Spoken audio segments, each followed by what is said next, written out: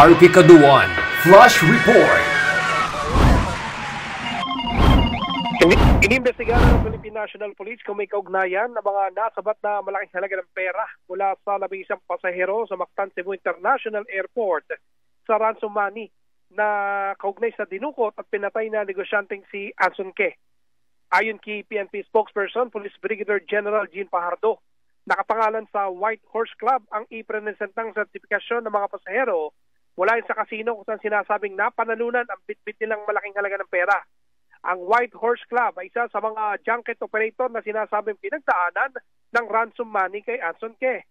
Aabot sa 400 milyong pisong halaga ng cash, $168,000 at 1,000 Hong Kong dollars bill ang nasabat mula sa 7 maleta na bitbit ng mga naturang pasahero na galing Cebu na bibiyahe sana patungong Maynila sa isang private plane kagabi.